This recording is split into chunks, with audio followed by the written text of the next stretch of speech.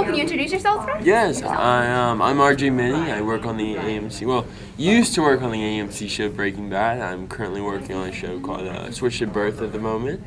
We are filming the 3rd season, and I speak and talk about diversity in the arts and media and turning a disability into an ability and anti-bullying and getting motivated. So what is it like for you now that Breaking Bad's over?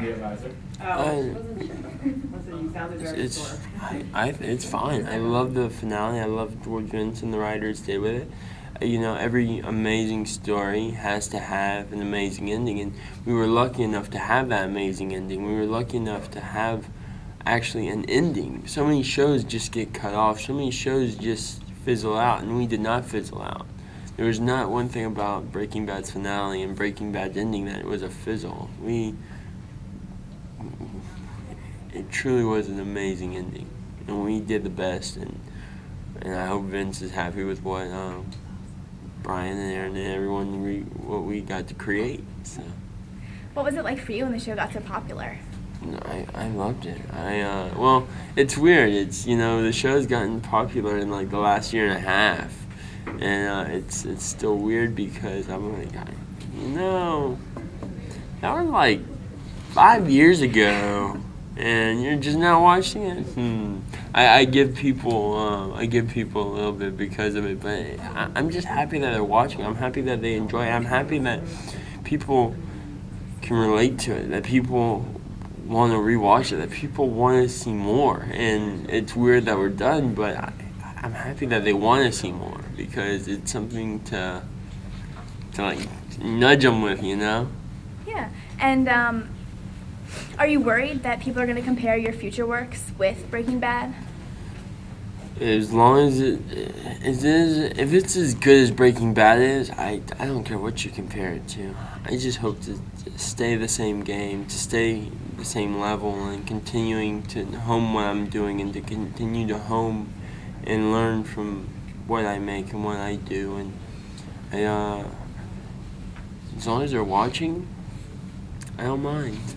And so you're here for Towson's Love Week. How are you spreading the message that love is louder? You know, love is always louder. People use hate for so much, and people continuing to use hate and think darkness is stronger than light. But light will always prevail through the darkness. You will always be able to see the smallest glimmer of light in the deepest, darkest cavern. And there's so much hate that goes on. There's so much hate that's going on right now. And it shouldn't have that. There shouldn't be hate. There shouldn't be any animosity. There shouldn't be any anger towards anything. We're all here for the same goal. We're all here to have a better life for us, for our families, for our friends. And that shouldn't be something to hate on. That shouldn't be something people should attack. It should be something people should love and care about and want for their own friends, their own family, and themselves. And how did you find a glimmer of hope in your life and your career? I found a glimmer of hope. That's funny. I like the phrasing of that. You know, my friends, my family, just continue. I enjoy working. I like to enjoy moving. I want to keep going. I want to keep having a life that I live. I want to keep moving forward with the things I do, and that's the thing. And that's what keeps me going. Is knowing that I have to do. I have to do this, I have to do that. I have to continue to elevate not just myself, but the people around me. So. And do you think it's been any harder for you as an actor with cerebral palsy?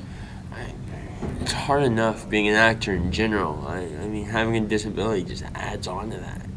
But I don't use my disability as a disability, and no one should ever use their disability as a disability unless it's free parking.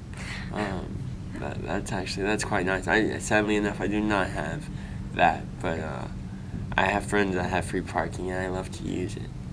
But that's the thing, though. That's the only thing with a disability. You cannot let your disability define who you are. You cannot let your disability slow you down. You cannot let your disability stop you from doing what you feel is right and what you feel is necessary to live your life. And when that disability does stop that, you need people around you to break down that wall and to lift you into a new light. How was it for you playing a character who has cerebral palsy? I loved it. I loved that it was getting awareness. It was getting out there. This is a real character. This isn't a fake character. This isn't some character that just is just there. This character has a life of its own. This character is going through things and has gone through things and has fought for the right to walk and the right to speak. And that's what I like about what Vince did with this character, because he brought this character into a new light. He brought this character something that most people haven't seen, and it's a character. Yes, he may have a disability. Yes, he may be disabled, but that does not make him disabled. That does not make him any different from anyone else. And do you see yourself as an inspiration to others? If I'm an inspiration to others, that's for other people to decide. That's not really me. I don't try to inspire. I try to tell people what and how I feel and what I believe is right. And luckily enough, I'm in a position that people will listen to that, and people will hopefully learn from what I've done and where I've come from and what I've been along the way, because it's a crazy world. And was it difficult for you to speak out about issues like bullying? No, not at all. Bullying shouldn't happen. Bullying is something that takes so much more time out of your day. It's something that it really is insignificant and shouldn't even be an issue. It really shouldn't, but yet it is an issue, and yet people are dying and people are being hurt from this issue. And that should not be coming from your classmates. That should not be coming from the people that you're around. That should not be coming from someone that you see on a daily basis. It shouldn't be coming at all, but it's human nature, and you can't stop that. But the thing is we're all in the same classroom. We're all going to the same classes. We're all going to the same place. We're all trying to have our normal life. And when you are bullying someone and you're being bullied, that takes away from learning. That takes away from people wanting to go to school. That actually prevents people from wanting to go to school. That prevents people from wanting to make a better life for themselves. Yeah, and what is your advice to people who are bullies? Why do you think they should stop? You know, I think people that are bullies, the issue that it gets down to is that they want what someone else has. They want that. They're scared of what they don't know. And if you are bullying someone, you need to think before you act. You need to think before what you do and you say, because everything you do and everything you say are repercussions. And there are repercussions of your actions on people. You never know who that person is that you've been pushing into a corner. You never know who that person could or will become. And you never know who your boss might be. Like, you gotta think about those things, because when you are pushing someone and you are holding them back and you're trying to belittle them, yes, it is horrible, but out of that, two things can come. Either someone rises from the ashes or someone stays, and someone dwindles away and falls in the darkness. That should never happen. But when those few do come from the ashes, they come with an animosity, and they come with a kind of revenge, which shouldn't happen either. And when you were younger, did you see yourself being where you are today? No. I never saw myself where I am today. I'm very surprised at where I am, and I'm happy that I'm able to do what I do, and I'm in the position that I'm in because the opportunities that have been given to me and what Vince and the writers have given to me is tremendously remarkable, and I'm happy that I'm able to be a part of this. I'm happy that I'm able to come out and speak and to talk, and people, I guess, feel inspired because they keep wanting me to do this. But it's a very interesting world, you know. It really is. But I love what I do. I love being able to do what I do. I love being able to create characters. I love being able to work and to be out and then travel and to continuing to see new things and meet new people. It's fun. It's crazy, though. Okay, great. Anything else you'd like to say to Towson students?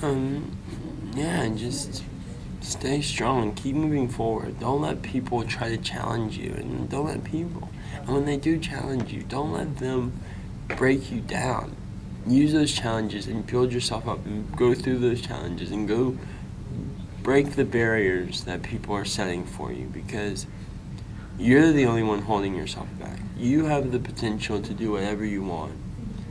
It's it's up to you to find that potential and to harness it and to find what you love and to find what you do, because it's really hard to find what you like. It's hard to find what you love.